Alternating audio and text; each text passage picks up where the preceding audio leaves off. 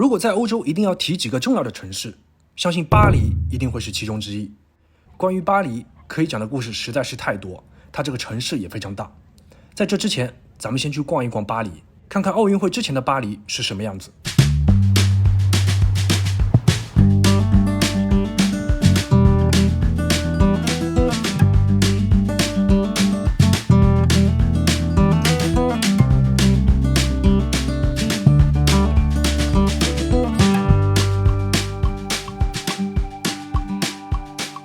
先来说说巴黎的总体印象，就是到处都是工地，不知道是不是要开奥运会的原因，走到哪儿都在修。巴黎是法国的首都，而它所形成的都市圈是欧盟最大的都市圈。在欧洲很少有城市可以用国内的城市尺度去比较，巴黎可以算一个。如果你从其他的欧洲城市到巴黎，这种对比感就更加强烈。咱们先来说一下交通，巴黎如果要待3天以上，强烈建议周卡。尤其有了在布达佩斯的经验之后，其实2天以上，如果你想跑来跑去的话，个人建议就可以办周卡。因为巴黎的公共交通有大巴黎、小巴黎之分，有的能用，有的不能用。如果不想研究太多，直接上周卡，什么都能做。费用是30多欧，加上一个工本费是5块钱，一共是35块7毛5。去之前带一张白底的1寸照片，如果现场拍的话，可能需要7、8欧。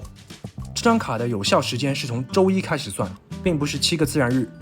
周5开始只能办下周的周卡了，这些细则要注意。有了这张卡之后，下次去就只要充值30.75欧就可以了。各个地铁口只要有服务窗口的都可以办理，跟他说周卡或者网上找张图片给他看一下就行了。另外，巴黎的英语普及率其实还可以，毕竟是国际大都市。如果可以学几句类似于 Bonjour、Merci 很简单的法语，交流的气氛可能会更好一点。好了，有了这个周卡之后，去哪儿都可以随便坐公共交通了。如果你是法甲球迷，可以去巴黎圣日耳曼的主场看看，但是需要门票。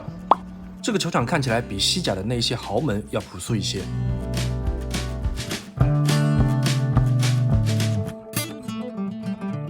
巴黎非常热情，鸟也很热情，在去的路上上来就被鸟屎砸中，所以你在漫步的时候要注意鸟屎多的地方，稍微避开一下。不管有没有影响到你的心情，你都要去塞纳河边走一走。法国曾经送给美国一个自由女神像，这个雕像在法国也有很多，塞纳河边就有一个。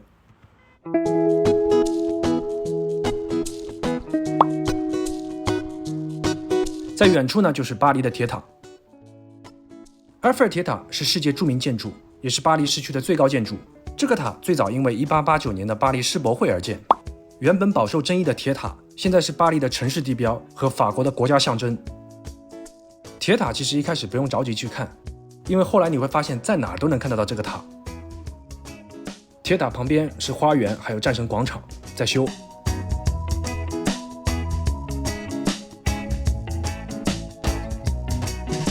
河对面是头卡德河花园，拍这个塔的角度不错。再往前走就是巴黎的大小皇宫，这2个建筑也是世博会的展览馆，现在都是美术馆。河对面是荣军院，全称叫荣誉军人院，是一家用来治疗跟接待退伍军人还有战后受伤军人的医院。在1861年，拿破仑的陵墓也迁到了荣军院里面。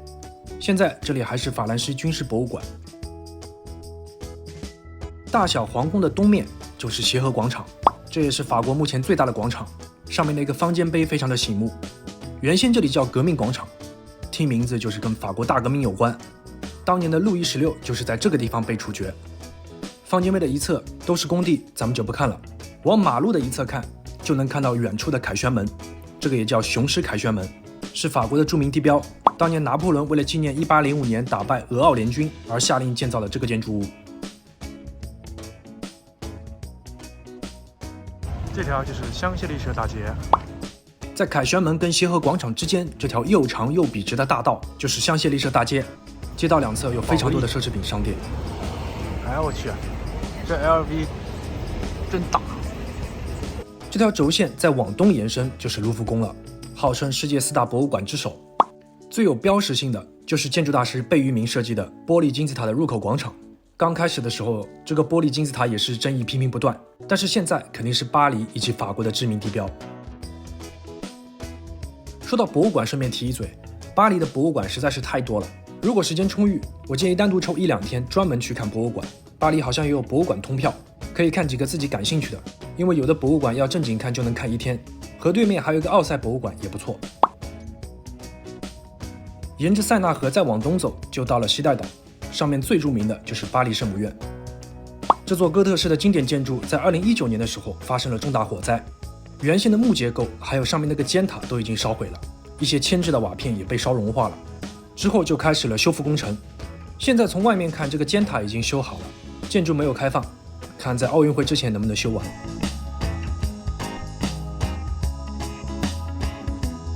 其实沿河这一路的风景靠走会比较累，如果坐船的话，这个体验也不错。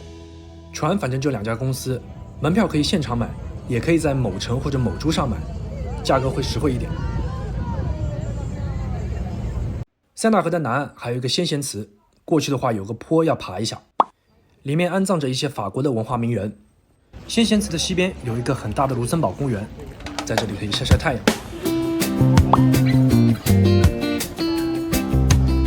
这是当年在美第奇家族的统治时期建造的，很多人会在这里聊天晒太阳。塞纳河的北部还有一个巴士底广场，原先这里就是巴士底狱。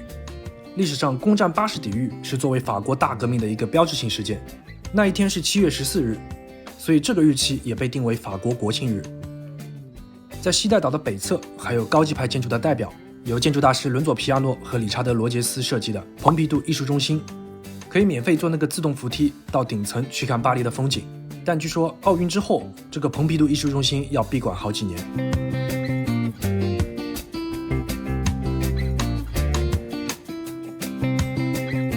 整个城市这么跑来跑去，交通卡会不会有问题？这些都算是小巴黎没有问题，但如果你要去凡尔赛宫，那就要看仔细了，需要能够在大巴黎区域通行的公交卡。咱们是周卡，随便坐。凡尔赛宫就是金碧辉煌，整个花园实在是太大了，一走就走半天。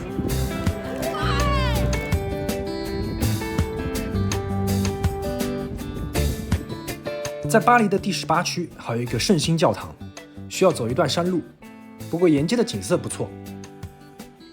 圣心堂前面有一个大的草坡，可以休息休息看看景，跟法国人来个合照。